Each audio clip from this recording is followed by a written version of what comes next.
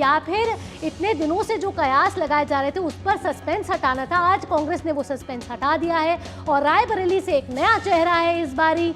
रायबरेली से इस बार राहुल गांधी है। इसके अलावा अमेठी से इस बार एक नया चेहरा है जो कि है केएल शर्मा। बात अगर केएल शर्मा की करें तो मूलतः पंजाब के रहने वाले हैं। 1983 में पूर्व प्रधानमंत्री राजीव गांधी के साथ अमेठी पहुंचे। इसके बाद लगातार पार्टी के लिए काम करते रहे। गांधी परिवार की जो नजदीकियां हैं उनके साथ, इसका अंदाजा इसी बात से लगाया जा सकता है कि राजीव गांधी की मौत के बाद से जब अमेठी सीट से गांधी परिवार का कोई सदस्य अगर चुनाव नहीं भी लड़ रहा तो केएल शर्मा वहां के जो कांग्रेस के सांसद हैं उनके लिए काम किया करते थे।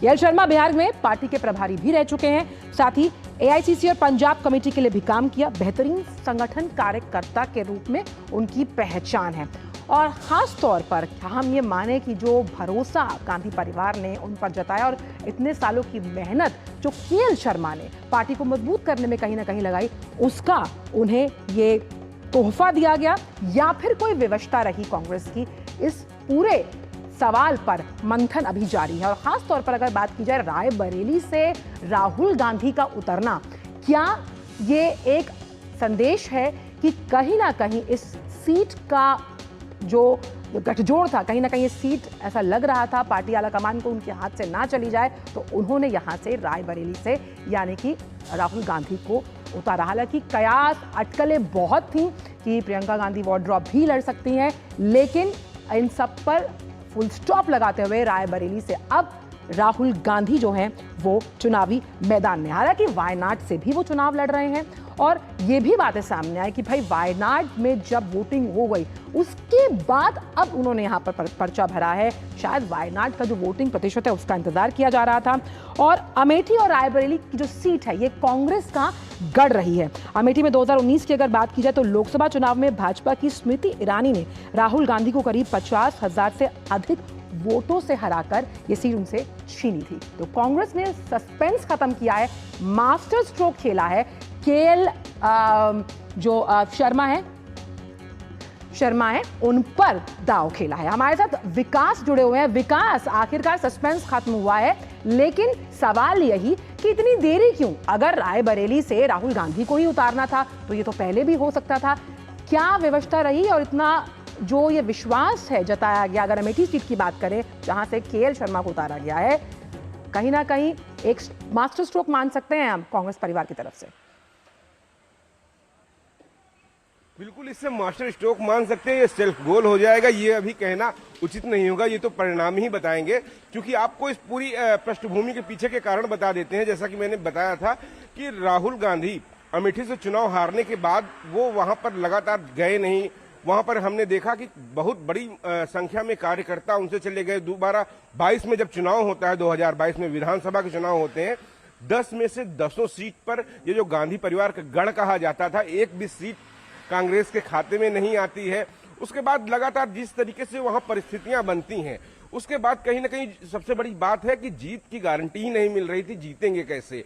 कहीं ना कहीं यही डर सता रहा था। अगर अमेठी के मुकाबले रायबरेली को कांग्रेस ने एक सुरक्षित सीट माना, कार्यकर्ताओं का दबाव था, लड़ना ही था। मां की सीट पर राहुल गांधी चुनाव लड़ने आ गए।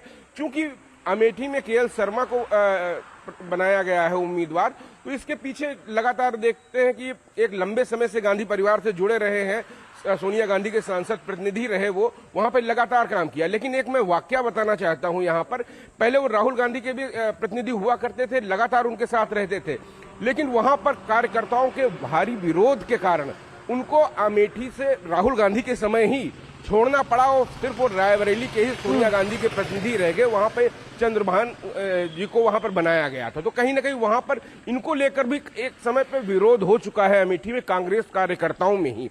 अब दोबारा जब वो सांसद के सदस्य के रूप में अपना नामांकन करेंगे लोकसभा चुनाव में, उसमें कार्यकर्ता किस तरीके से कांग्रेस की उनको स्वीकार करते हैं, क्योंकि उनकी पूरी उम्मीद थी, अभी तक कुछ ही पलों के पहले तक तैयारी थी कि राहुल गांधी आ रहे हैं, उनके रोड शो में शामिल होंगे कार्यकर्ता। अब केएल शर्मा चूंकि जाएंगे, पार्टी के कार्यकर्ताओं में किस तरीके का जोश होगा, किस तरीके जी। से उल्लास होगा, जी। ये देखने वाली बात होगी। वहीं रायबरेली की अगर बात करें, रायबरेली में सोनिया गांधी यहाँ पे सांसद थी। एक बड़ा अंतर था पहले जीत का, जो कम हो गया था 2019 में, क्योंकि पहले से सुरक्षित सीट ये ज्यादा मानी जाती है अमेठी से, इसलिए राहुल गांधी को सेफ साइड यहाँ पर उतारा गया है। जी जी कहीं ना कहीं विकास, आप इस तरीके से ये बात को हम आगे ले जाएं, आप कह रहे हैं कि कहीं ना कहीं सेफ जोन में राहुल गांधी को उतारा गया है, क्योंकि ये सीट उनकी मां की सीट थी, तो राहुल गांधी को इस बार अमेठी ना कह के रायबरेली से उतारा जाए। साथ ही साथ लखनऊ से हमारे साथ रामेंद्र सिंह भी जुड़ रहे हैं। रामेंद्र, आपसे ताज़ा जानकारी लेना चाहेंगे कि बड़े कयास लगाए जा रहे थे कि क्या राहुल गांधी ही अमेठी से फिर लड़ेंगे, या फिर उसके बाद कहा जाए अब केएल शर्मा को उतारा गया है अमेठी से। कहा जाए क्यों कांग्रेस पर हमेशा ये आरोप लगता रहा है वंशवाद का, परिवारवाद का, क्या कांग्रेस उससे बाहर निकलना चाहती थी या फिर राहुल गांधी को सेफ जोन में लाना चाहती थी? इससे पहले रामेंद्र जवाब दे, हमारे साथ वरिष्ठ पत्रकार रामकृपाल सिंह भी जुड़े हुए हैं, साथ ही साथ विनोद मिश्रा हमारे कंसल्टिंग एडिटर। आपका दोनों का ही बहुत बहुत स्वागत है इस खास खबर पर आगे चर्चा के लिए। रामेंद्र, पूरी कीजिए अपनी बात। बिल्कुल, देखिए एक बड़ी बात है कि प्रियंका गांधी का नॉमिनेशन होगा, इस पर विराम लग गया। यानी प्रियंका गांधी जो चुनाव नहीं लड़ना चाह रही थी, पूरे देश में कैंपेनिंग करना चाहती थी, तो उनको प्रमोशन दिया गया कि भाई आप कैंपेनिंग करिए, चुनाव न लड़िए।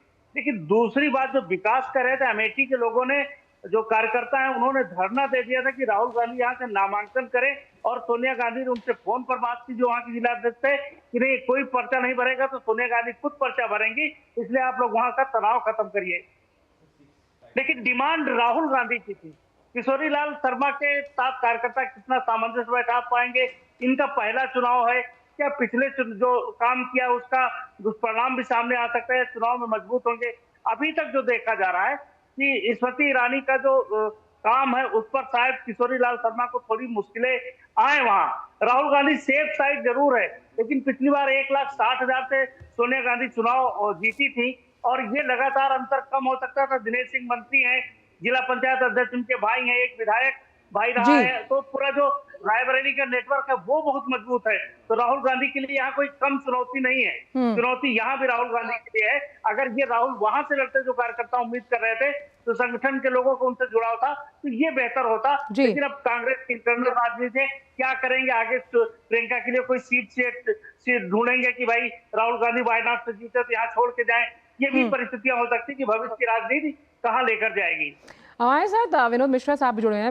विनोद जी, वो कहते हैं ना कि बहुत देर कर दी मेहरबां आते आते, तो सवाल मेरा ये है कि अगर रायबरेली से राहुल गांधी को ही उतारना था तो इतनी देरी क्यों की, और अगर केएल शर्मा पर ही दांव खेलना था क्योंकि वो गांधी परिवार के नजदीकी माने जाते हैं और अमेठी में एक संगठन को मजबूत करने का कार्य सदियों से करते रहे हैं, तब इस फैसले को लेने में इतनी विवशता या फिर इतनी देर क्यों की गई?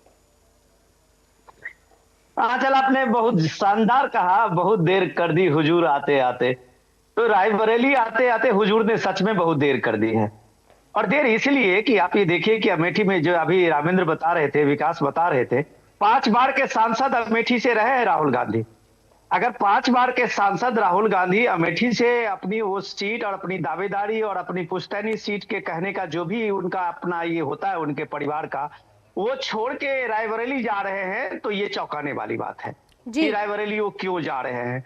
नंबर 2, ये सबसे इंपॉर्टेंट चीज ये है कि जो रामेंद्र भी आपको बता रहे थे कि रायबरेली में 2019 में सोनिया गांधी का जो विनिंग मार्जिन था वो अपने दौर के पिछले 6-7 बार के सबसे कम रहा था। इट मीन्स कि सोनिया गांधी का जो सबसे जो सुरक्षित और गांधी परिवार का जो लॉन्चिंग पैड यूपी में माना जाता है रायबरेली और अमेठी, उसमें जनता में कहीं ना कहीं वो एक आप समझिए कि वो दूरी बढ़ी है परिवार के साथ। लेकिन इससे भी ज्यादा इंपॉर्टेंट ये है कि राहुल गांधी जो मैसेज देना चाह रहे थे लास्ट मोमेंट में, अब ये 12 बजे रात में कांग्रेस पार्टी की तरफ से ये फैसला किया गया कि राहुल गांधी रायबरेली से लड़ेंगे और केएल शर्मा अमेठी से लड़ेंगे, तो ये मिडनाइट डिक्लेरेशन का क्या मतलब था?